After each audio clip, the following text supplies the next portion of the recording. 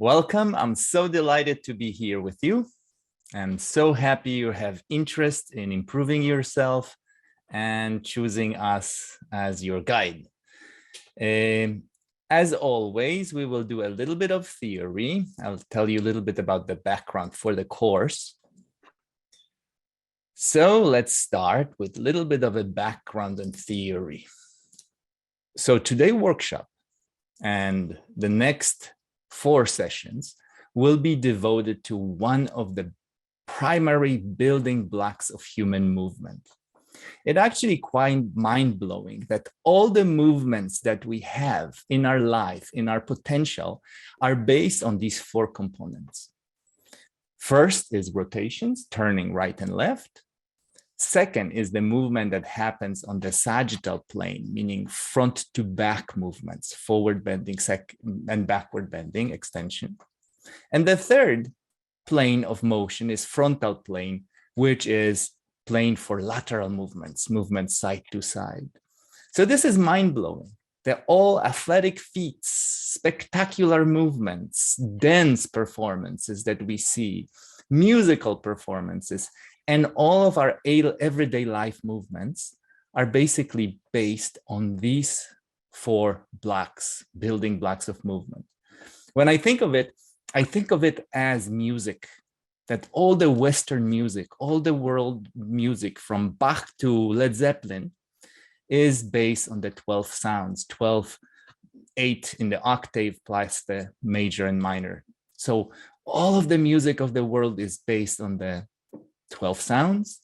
All of your movements and human possibilities are based on these building blocks. So this course will be about the first movement of rotation. And the inspiration for this course happened after I finished the 6th of the courses that I ran that are available right now. These were the special focus courses that focused on body parts, common problematic areas that people have, pain, injuries like hips, like neck, like feet and ankles, shoulders, knees, and the rib cage. Now, I'm very proud of these programs. They're very rich, but each program, when I finished, I felt a little bit still hungry. I felt like I gave the width of experience, but now is the time to get deeper. And that's why these courses and today's course, we will be exploring movement pattern that will apply to all of these areas. The movement pattern talking about the rib cage, rotational movements, how you turn your chest, how you turn your upper thorax, middle thorax, lower thorax, and the thoracolumbar junction. These are the specific movements that are possible. Talking about knees, people have problems with meniscal tears, ligamentous tears. How you twist, how your whole skeleton turns will determine whether your knee can have a chance to heal, or every time you make a certain twist, that meniscus is being caught and retorn, re-aggravated. Shoulders, to lift the arm up, your spine needs to be able to rotate in the specific direction. If it doesn't, it means that the shoulder has to work heavy duty.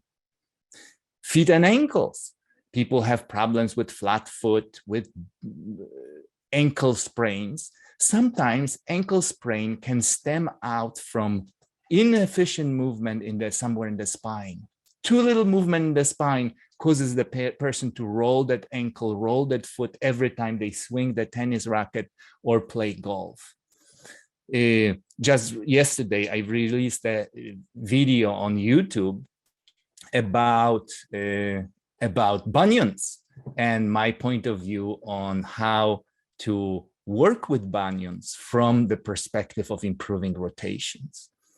Obviously, neck problems. If you have herniated discs or some problems in your neck, how you turn will determine whether you heal fast or whether this stubborn ache and pain will persist. Hips, the same idea. Every time you step forward, your pelvis is rotating. around your femur, around your thigh bone. So this course will address all these body parts and more. Now, in terms of everyday movements, when you back up the car or even cross the street, that requires about 48% of maximum rotation of your spine. Our ideal neck can turn up to 80 degrees. That varies from person to person. It varies across the lifespan. For example, children have huge amount of movement. They can, on average, turn 100 degrees, their head, their spine from right to left. Every day, we turn our head more than 10,000 times. So this is something that we rely on tremendously throughout our life. Here, the interesting fact that if you combine movement of your neck from right to left with the movement of your eyes, turning of your eyes, you have more than 300 degrees of visual field from right to left. And that doesn't include even your middle back, your lower back, your trunk. This is just with the neck. So what we're going to do in this course, the premise is pretty simple. We're going to go beyond the limits of our habits. You're going to have a rich experience of how to turn better, utilizing your entire skeleton. All 206 bones could help you turn. So for example, when you turn your head to the right, when you turn your head to the right, and this is a simple example, you have choices. Your right shoulder could move backward. Your right shoulder could stay still, or your right shoulder could move forward. Then if you look for the left shoulder, it has the same choices, the same possibilities for the left shoulder. In terms of your pelvis has a choice to turn right together with your head, to stay still, or to turn left. Only these things combined give you 27 possibilities of movement. You could move in 27 ways just to use relationship between your head turning to the right, your right shoulder, left shoulder, and pelvis, just these three components. Now it gets really rich. Look at this. If you have 24 vertebrae in your spine, some people have an extra vertebra, some people have missing vertebra, or some vertebra may be fused. But on average, our spine has 24 vertebrae. Each one of them can do the same thing as discussed previously. It can turn right together with your head. It can stay still, or you can turn left while you're turning your head. Now, the total number of possibilities when you include all these 24th vertebra is, drumroll, oh my God, 282 billion of possibilities of turning. Now, this is mind-blowing. And of course, this is utilizing that your head could turn from 5th vertebra of the neck or 7th or specific, utilizing several of them. But this is what happens with our habits.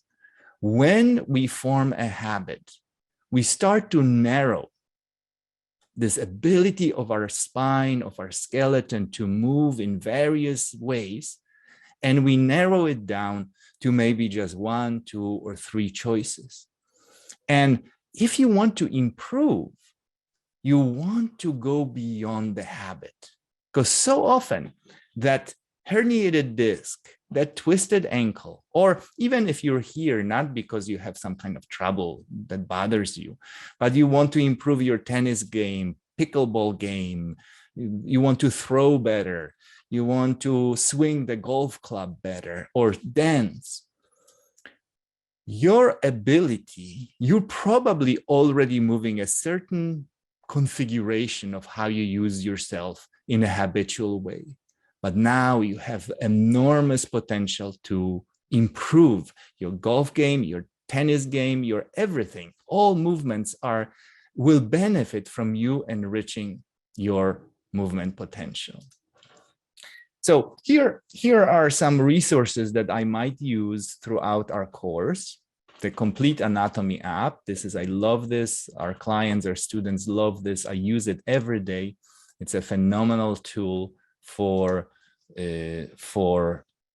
teaching how human body works. There is some from the textbook of Dr. Newman, Kinesiology of Musculoskeletal System, and I might use some portions of Diane Lee textbook, The Thorax. So this is your spine. This is an ideal spine in these three planes. Sagittal plane, this is forward and back in green. Horizontal is what interests us today, the rotational movements. And frontal plane, the purple, is lateral bending. As you see, our ability to rotate, except for one segment, is pretty similar. Look at this, that your first vertebra of your neck, your atlas, is rotating 50% of its maximum possibility around the second vertebra of the cervical spine. So C1 on C2 rotates, gives 50%, maybe even 60%, depending on the study, of your total rotation. And then the rest is distributed through the neck, quite large, relatively large, a little bit less in the thoracic spine. And here in the lower back, we have very small amount of twisting possible, about 1 to maximum 2 degrees per segment. Let's take a moment to stand up and check how you turn. Stand a moment. If you prefer, you can do it sitting. You can do it in sitting too. No problem. And now very gently begin to look to the right and look to the left.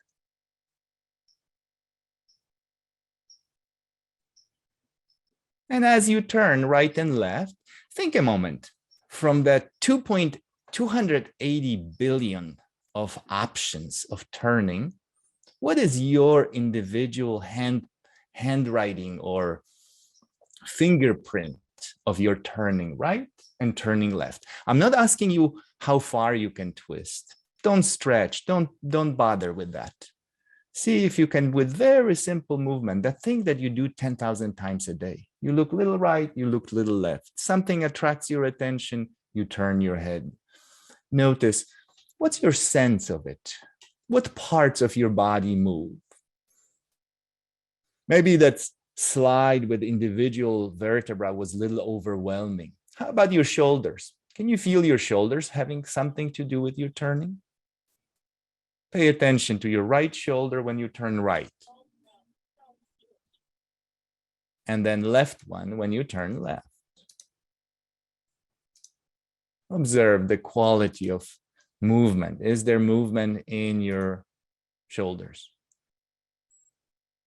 And then pay attention to your pelvis. Is your pelvis involved in turning?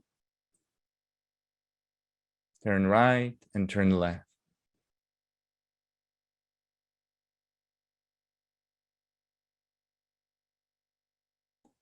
Lovely. Stop a moment and sit in a chair or sit on a stool.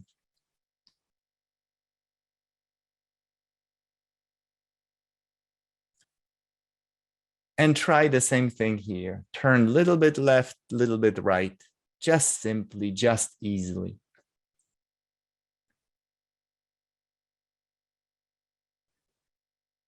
And begin to pay attention to the movement of the very top of your neck, your atlas, meaning the first vertebra on which your skull is sitting. Basically, atlas is holding your head, holding your cranium like that.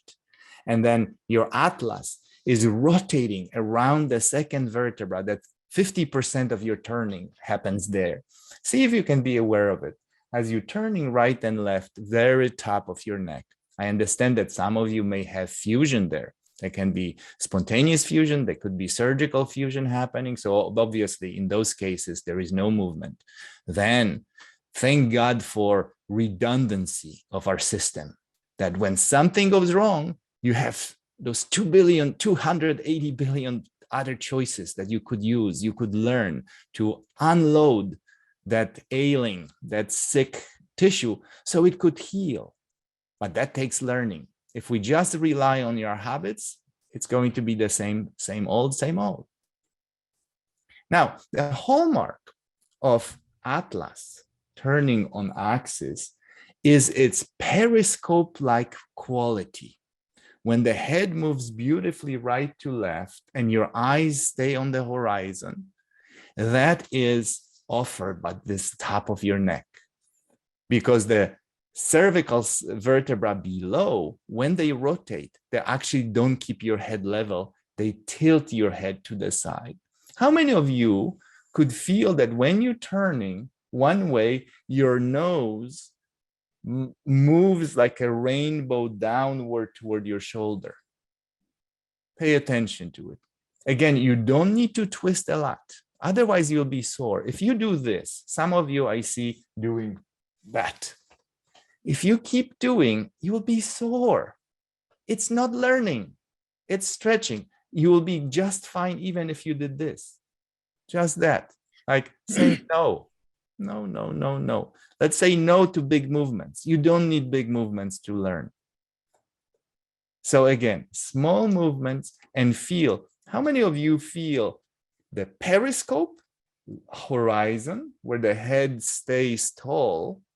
And how many of you feel the head being tilted a little bit, shortening toward your shoulder as you're turning?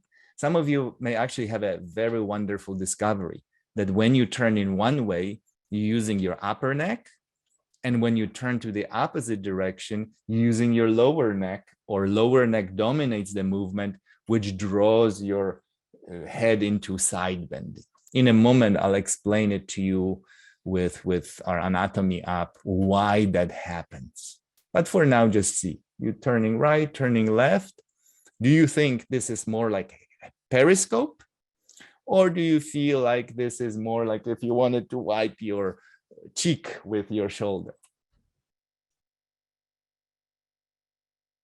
That would be an exaggeration. Lovely. Come back and let's look at a couple more slides. Again, it's not going to be super heavy in terms of the theory, but I do believe that the theory can offer us a nice kinesthetic understanding, rich understanding. So here from Dr. Newman's book, we have a slide of person rotating. If you see that picture here, you see person is turning to the right. This is her nose here. And their sternum, meaning breastbone, is marked here. So the neck, cervical spine, can offer up to 80 degrees of rotation. Then in the middle back, we can gain another 40 degrees of rotation. That's why I was asking you, did your shoulder move? Did your left shoulder move forward? Did the right shoulder move backward? Or did you move only your head? And that can happen even with the tiniest of movements. Don't think that in order for the thorax or even pelvis or feet, as you will discover today, getting active, they get active only if you twist to your maximum. They should, our goal is that the whole system will be turning even with the most minute of motions.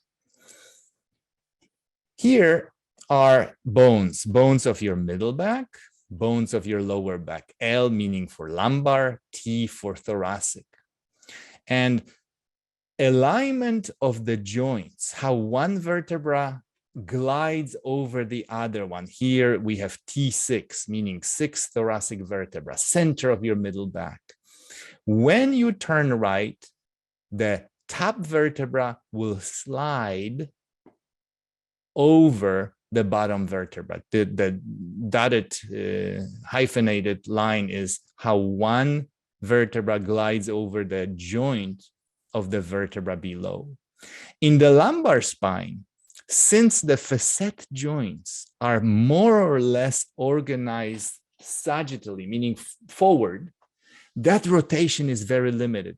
Can you see that here in the thoracic spine, there is room for sliding? But in the lumbar spine, the facet joint of the vertebra below and above, they're more like my hands right now. If you wanted to move this hand that way, it will be blocked by the wall of the vertebra below. And therefore, in the lumbar spine, we have very little ability to rotate. The twisting that we feel is actually because we arch, not because we rotate.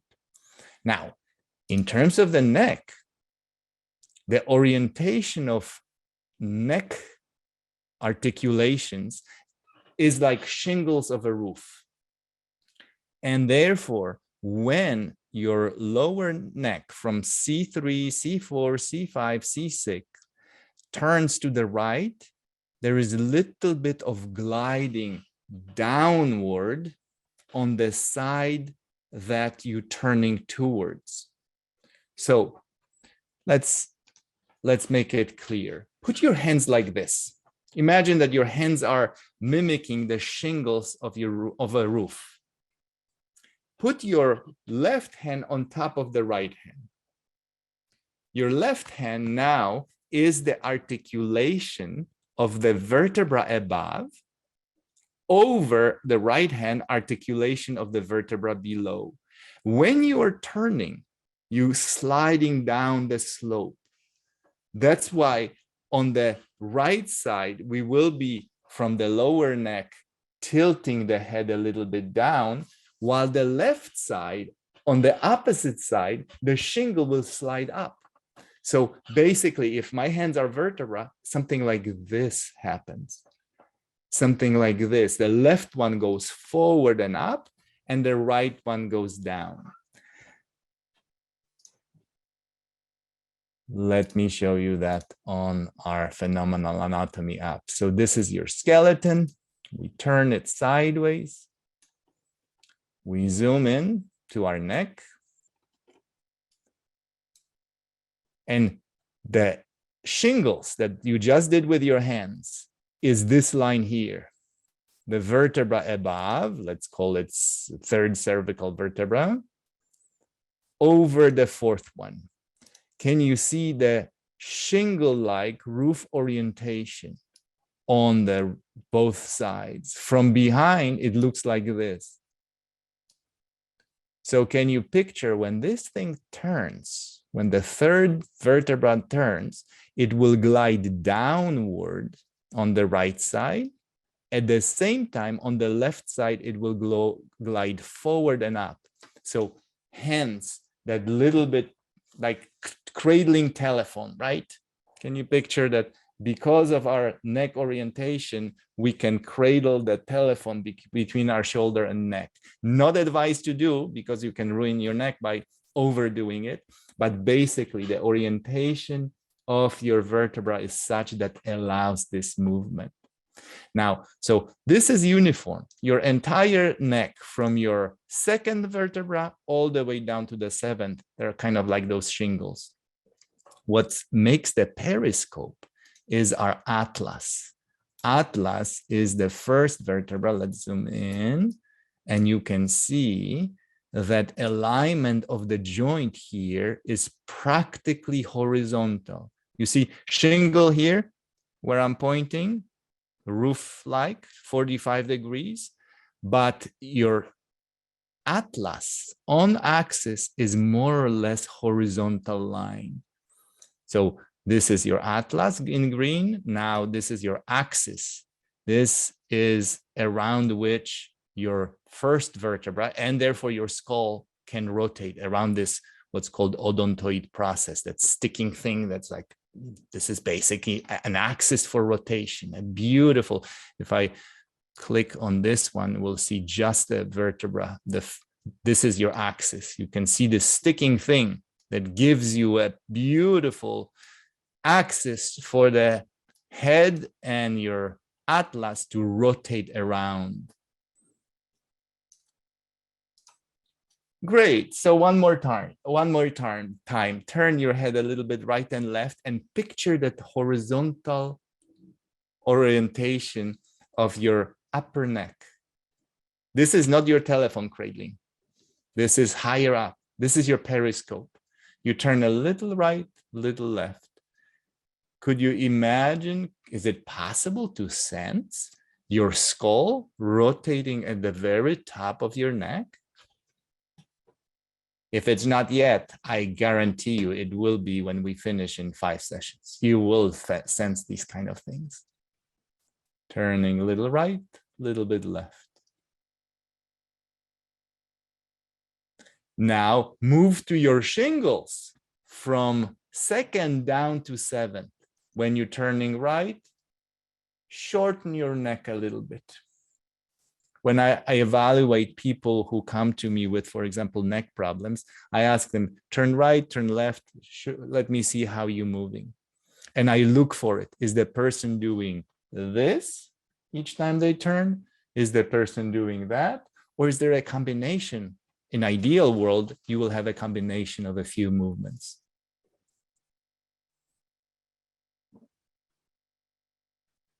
Beautiful. Stop. And what we're after is, I have a silly way of saying, but I do think, sometimes I joke and I say, I'm going to share with you something super profound. And this is my profound statement. When you want to turn to the right, stop turning left. This is basically the essence of my work with people. Whatever you're doing, I want to find out if you wholeheartedly, without any cross motivation, without any oppositional movement, if you're applying yourself fully to what you're doing.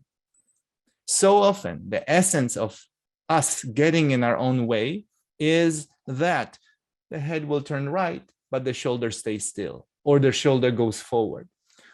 Of course, there will be situations where this is intentional. Let's say you play tennis, right? I prepare myself for backhand. My right shoulder goes forward, but I need to see the ball, and therefore I would turn the head in opposition. But this is purposeful, intentional, wonderful action. But if you're crossing the street and you're doing this, I don't think this is an ideal movement. This is turning left while you want to turn right. So what we'll be doing in the next minutes when we start to do lesson, and throughout our 5 sessions, we'll be doing this. We'll be learning, what am I doing? And is it what I'm doing serving me? Or is it what I'm doing getting in my own way? So the path to improvement is through inhibition of cross motivation. It's time for the lesson.